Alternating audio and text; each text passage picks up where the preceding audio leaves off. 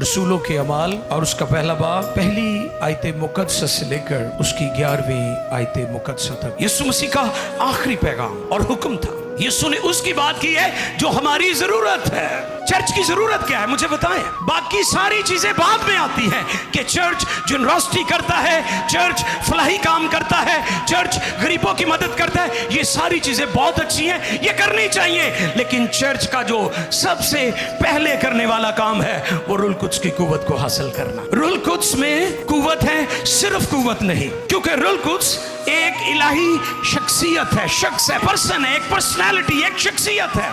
खुदा बाप और बेटा और रूह कुद्स, हम इस पर ईमान रखते हैं। और बाइबल के औरात में हर जगह पर आपको तस्लीस फिल तौहीद नजर आएगा। बाप की हस्ती, बेटे की हस्ती और रूह कुद्स की हस्ती। हमें बहुत सारी बिदअत का सामना करना पड़ रहा है और अब चैलेंज बढ़ता जा रहा है।